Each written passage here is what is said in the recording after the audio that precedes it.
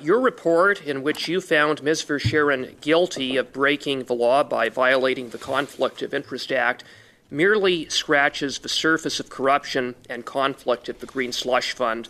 The Auditor General identified 186 conflicts of interest involving board members, involving $330 million taxpayer dollars. When you appeared at the Industry Committee last month, you were asked by Mr. Perkins if you were going to initiate investigations into these many other conflicts of interest. You indicated that you had not. You further said as a rationale, quote, "When they are no longer in office, what good does it serve to expose them?" Close quote. And you just said in concluding your remarks that this is not part of your mandate. So I put it to you, why are you not taking steps to look into these other 186 conflicts of interest, which did involve potentially board members who were appointed by way of order in council?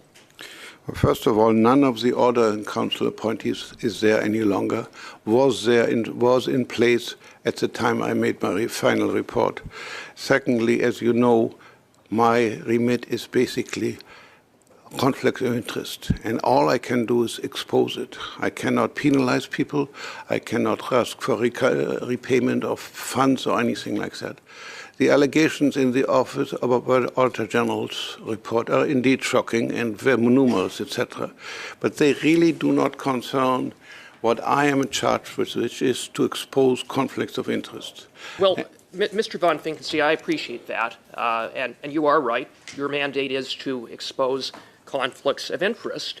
And you said, when you were pressed by Mr. Perkins at Industry Committee, that just because someone was a former board member or a former Order in Council appointee, that doesn't preclude you from initiating an investigation, correct?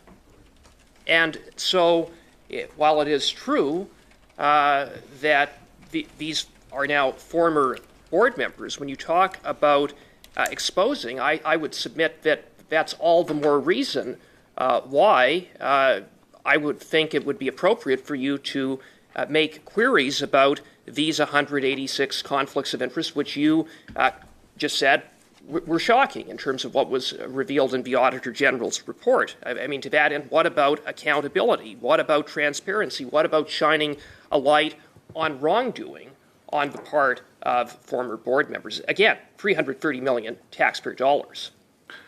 I think the Auditor General has done exactly what you're asking for. She has exposed the workings, she has exposed conflicts, she has exposed issues where there's self-serving or log rolling, etc. It's quite a damning report.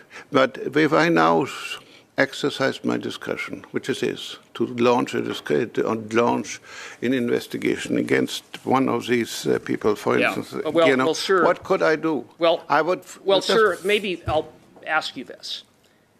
Have you contacted the Auditor General to inquire into the particulars of the 186 conflicts of interest involving former Green Slush Fund board members identified in her report? Look, the Auditor General has a job. She has what she does, and she has access to all sorts of confidential information, which she guards. But then on that basis, she makes her report. Sure, but again, my time is limited, and I'm asking you, have you made any inquiries of the Auditor General to better understand the particulars of those conflicts, because they're not in any way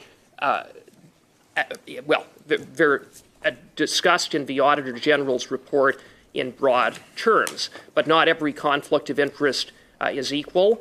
Some may be more egregious than others, and where there was impropriety, there would seem to me to be an expectation that there is accountability, including calling out those who violated the Conflict of Interest Act, potentially blatantly, because there were 90 instances identified in the report in which board members did not recuse themselves, notwithstanding potentially having interests in companies in which money was funneled into those companies. So again, have you contacted the Auditor General? If you were a member of the STDC and your reputation by now would be damaged. You clearly were part of this whole organization and the behavior that was exposed by the Auditor General.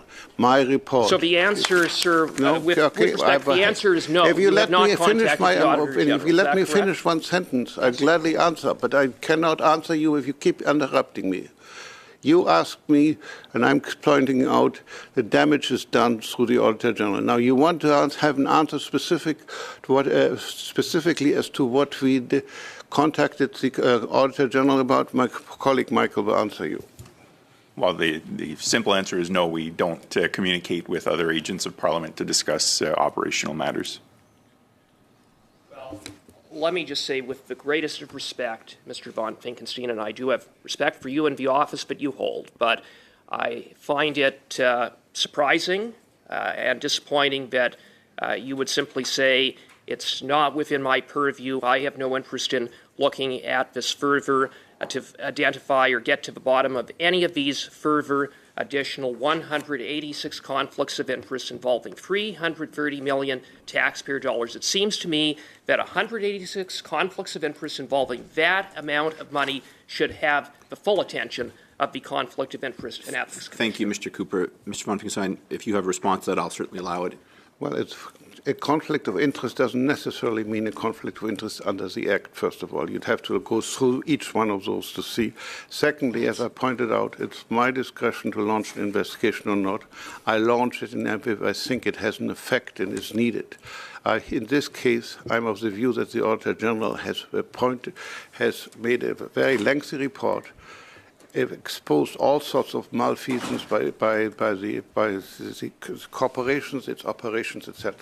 I think my making an investigation of any of the board members would merely basically substantiate what the Auditor General already said, and I don't think it is worth my time or the time of the use of public money. The fact is that all I can do is expose. I cannot penalize. I cannot recuperate. Thank you, Mr. von Finkenstein.